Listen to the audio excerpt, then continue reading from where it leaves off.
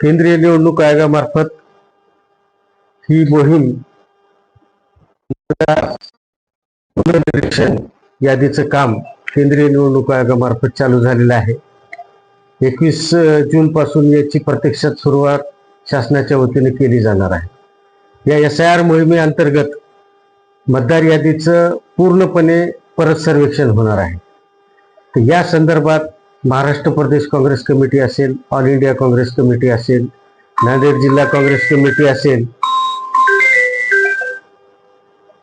सर्वांनी काँग्रेस कमिटी असेल, आमचे नेते आदरणीय राहुलजी गांधी, महाराष्ट्राचे प्रदेशाध्यक्ष हर्षवर्धन सपकाळ साहेब, आपल्या नांदेडचे खासदार जिल्हाध्यक्ष रवींद्र चव्हाण, लातूरचे खासदार आपले डॉक्टर शिवाजीराव काळगे, माजी आमदार ईश्वरराव भोसीकर यांच्या मार्गदर्शनाखाली SIR अंतर्गत कंधार तालुक्यामध्ये हे काँग्रेस पक्षाच्या वतीनं जनजागरण मोहीम या ठिकाणी आम्ही करणार आहोत।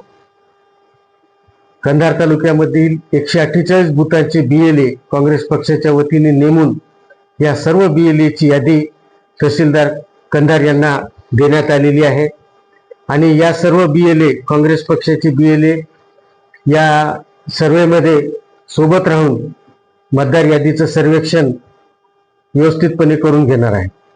तर माझी कंधार लोहा तालुक्यातील सर्व मतदारांना विनंती राहील की आपण या बाबतीत अत्यंत जागरूक राहायचे, कारण का मोठ्या प्रमाणावर या ठिकाणी भारतीय जनता पक्षाचा, काँग्रेस विचाराचा, सेक्युलर विचाराचे मतं वगळण्याचा या ठिकाणी मोठा डाव आहे। तर तो जर डाव हाणून पाडायचा असेल तर आपल्या काँग्रेस पक्षाच्या सर्व BLA, इतर पक्षाचे जे सेक्युलर आहेत, महाविकास आघाडीतले पक्ष आहेत, त्यांनी अत्यंतपणे जागरूक राहून या ठिकाणी आपलं काम करून आपले मतदार या ठिकाणी परत कशी नोंदणी होईल या पद्धतीने काळजी घेणं अत्यंत महत्त्वाचं आहे।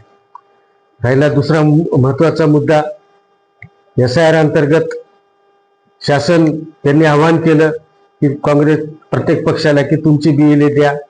आज काँग्रेस पक्षाच्या वतीने कंधार तालुक्यातील 148 बुथांची आम्ही पूर्ण यादी BLA ची तयार करून माननीय तहसीलदार साहेब कंधार यांना दिलेली आहे आणि भविष्यामध्ये 21 तारखेच्या नंतर आमचे सर्व BLA प्रत्येक गावोगाव या बुथावर जाऊन त्या कर्मचाऱ्यासोबत मतदार सर्वेक्षणामध्ये सहभाग घेतील, आपले आपले मतदार नोंदून घेतील आणि तसंच मतदारांनाही माझं सांगणं आहे की सर्वात अगोदर ग्रहभेटी ज्यावेळेस होतील 21 तारखेच्या नंतर, त्या ग्रहभेटीच्या वेळी प्रत्येक मतदारांनी होईल तो शक्य तेवढं किमान आपल्या कुटुंबातील 1-2 माणसं तरी आपल्या घरामध्ये थांबा, कारण का कुठलं तरी कारण शोधून या ठिकाणी मतदान कमी करण्याचा डाव या ठिकाणी भारतीय जनता पक्षाचा आहे। ते जर आपल्याला हाणून पाडायचं असेल तर आपल्याला अत्यंत जागरूकपणे राहावं लागेल। मतदान ज्यांचं वगळण्यात आले त्याच्या बाबतीत नंतर संधी मिळेल न मिळेल त्या बाबतीतही आपण लढा देऊ, पण माझं म्हणणं एक आहे की या बाबतीत आपण सर्वजण जागरूक राहा। महाराष्ट्र प्रदेश काँग्रेस कमिटीच्या वतीने अत्यंत मोठ्या प्रमाणावर चला उठा जागे व्हा SIR संदर्भाचे एक मोठं अभियान संबंध महाराष्ट्रावर राबवलं जात आहे आणि त्याच एक अभियानाचा भाग म्हणून कंधार तालुक्यामध्ये या अभियानाची आज सुरुवात करण्यात येत आहे। यादी दिलेली आहे, लवकरच आम्ही या सर्व BLA ची बैठक घेणार आहोत आणि त्याच्यानंतर BLA ना थोडं प्रशिक्षण देऊन सर्व BLA आम्ही या ठिकाणी मतदार यादीच्या सर्वेक्षणासाठी कामाला लावणार आहोत। महाराष्ट्रामध्ये नांदेड जिल्ह्यामध्ये अत्यंत मोठ्या प्रमाणावर इंधन टंचाई आणि पेट्रोल असेल, डिझेल असेल, गॅस याचे भाव अत्यंत मोठ्या प्रमाणावर या मोदी सरकारने, महाराष्ट्र सरकारने वाढवलेले आहेत, ज्याचा की सर्वसामान्य नागरिकांना अत्यंत मोठा फटका बसत आहे। आणि आपण पाहत आहोत नांदेड जिल्ह्यामध्ये, कंधार तालुक्यामध्ये, लोह्यामध्ये की अत्यंत वाईट अशी परिस्थिती आहे। कुठंतरी एखाद्या पंपावर डिझेल, पेट्रोल उपलब्ध आहे आणि त्याही ठिकाणी 10-10 किलोमीटर, 5-5 किलोमीटरच्या मोठ्या रांगा आहेत आणि अशा रांगा असताना त्या ठिकाणी अक्षरशः डिझेलसाठी मारामारी झाल्याचे कित्येक जागचे व्हिडिओ आपल्याकडे आलेले आहेत। याच्या बाबतीत हे सरकार कुठल्याच प्रकारचं काही करायला तयार नाही।